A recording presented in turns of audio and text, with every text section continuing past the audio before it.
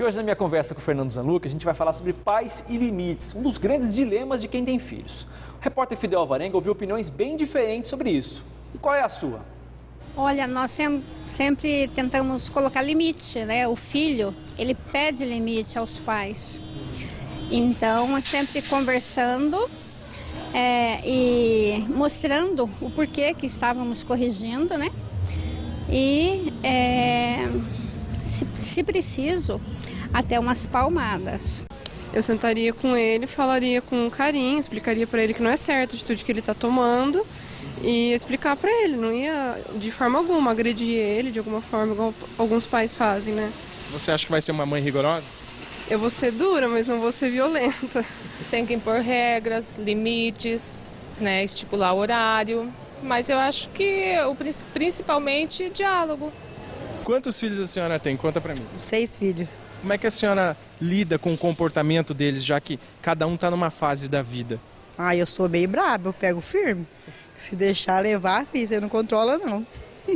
Eu acho que todo ser humano precisa deste limite. E os pais têm o dever, a obrigação de corrigir para que no futuro a gente não se arrependa, né, de ter passado a mão na cabeça, não feito as correções necessárias. Eu acho que é melhor o filho chorar do que a gente chorar posteriormente, né? E aí, Zanluca, o que dá pra gente dizer com base nesses depoimentos? Boa tarde. Boa tarde, Gustavo. Acho que a primeira mãe que falou, a segunda também está certa, assim, mas a gente precisa entender o que é de verdade a noção de limite. Limite não é aquilo que você apresenta para a criança para que ela não faça algo. O limite não impede. O limite propicia que uma outra coisa aconteça. O limite seria a criação de um tempo, um espaço onde algo possa acontecer. Por exemplo, a criança precisa da sua noção de limite. A primeira noção de limite que ela tem é o limite corporal. Ela não nasce sentindo o próprio corpo. Então, na relação com a mãe, aliás, a primeira experiência de limite que a criança tem é quando ela está no colo da mãe, onde ela vai sentir o seu próprio corpo e o corpo da mãe. Então, o limite é para saber onde eu começo e onde eu termino. Qual é a minha limitação física, depois a psicológica e emocional. Ou seja, a noção de limite é a noção do que quem eu sou, o que eu posso fazer, o que eu não posso, o que é da minha alçada, o que não é, e o que eu consigo e o que eu não consigo. Uma criança sem limite pode amarrar um lençol vermelho no pescoço e pular pela janela porque achar que ela voa. Então, é a noção de limite que propiciona a construção da identidade. Isso é fundamental. O papel do pai e da mãe, porque muitas vezes o pai dá bronca e corre pro colo da sua mãe que lá você vai ter abrigo. Ou o contrário.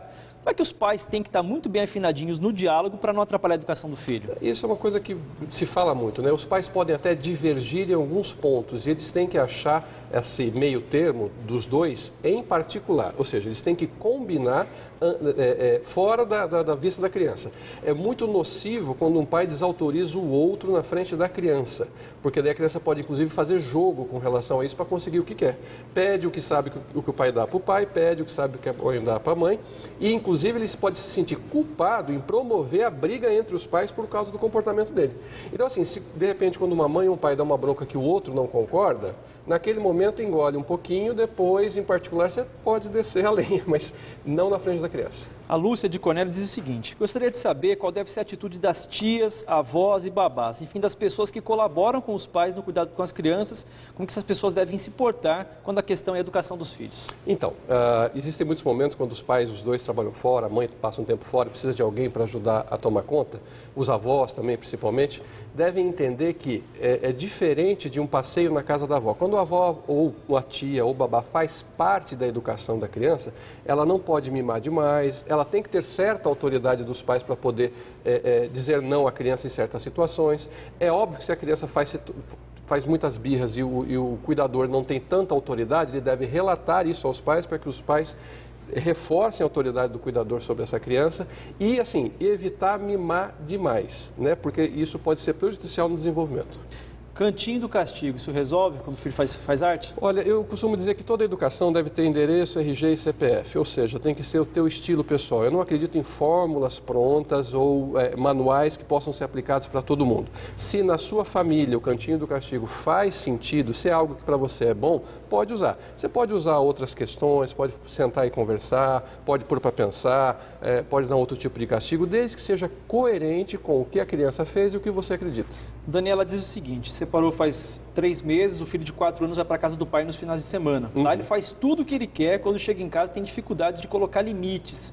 Como ela deve fazer para impor limite sem que ele ache que está na casa do pai, que na casa do pai é melhor, porque lá ele pode fazer o que ele quer? Então, precisa entender que tem que tirar a noção do que é certo e errado quando tem duas casas. Porque se você fala que um é certo, que outro é errado, um é certo, você coloca a criança numa situação de ter que julgar ou preferir um e outro. Não é a questão. São duas casas diferentes. Então, na casa do seu pai, você pode fazer isso? Ok, se ele deixa, é questão dele. Aqui em casa é a casa da sua mãe e a regra é diferente. Não tem melhor nem pior, só tem local diferente. Aqui você passa a semana, tem as tarefas, tem os afazeres, fim de semana é mais recreação mesmo. Ou seja, existe uma lógica tanto do dia que a criança passa com o pai ou com a mãe, como a lógica desse estar junto, que é uma rotina ou um fim de semana. Então, o que a mãe tem que dizer para o filho? Olha, a casa do seu pai pode fazer isso? Pode. Aqui não é a casa do seu pai, é a casa da sua mãe. É só marcar a diferença. O Tony de Arapongas pergunta o seguinte: eu tenho uma filha de 1 ano e meio, desde já dou broncas nela. Faço certo? E outra coisa que eu te perguntar. O filho pequenininho, eu falo isso porque o Lucas tem 2 anos, ele te testar, né? Ele vai te testando até ver onde você vai. Como a criança é de um jeito, e um adolescente, como é que você faz para impor limite? Queria que você falasse da criança e depois para impor limite no adolescente. Então tá, vamos lá. A criança, primeiro assim, como eu falei, a primeira experiência de limite que uma criança tem na vida é o colo da sua mãe, quando ela vai começar a sentir o seu corpo e o corpo do outro, ou seja, o que é um e o que é o outro. O limite você coloca desde o começo. Quando a criança começa a falar, começa a andar, ganhar o mundo, é claro que você tem que apresentar a ela os seus limites, porque ela tem limites e não tem consciência disso, inclusive para preservar a própria vida e a relação afetiva da família. Então, assim, você tem que apresentar os limites adequados a cada idade e, lógico, explicando, acolhendo, porque uma criança, todo não é ruim, todo não gera angústia. Você tem que apresentar o limite e acolher a angústia. Com um adolescente, a coisa é complicada.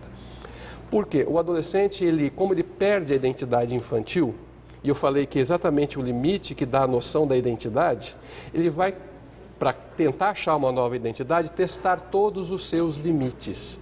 Limites afetivos, limites físicos, as drogas podem ser um problema nesse momento, velocidade com veículo, ou seja, como ele perdeu a identidade infantil e não ganhou uma nova, ele precisa achar. E como é que ele tenta isso? Testando os seus limites.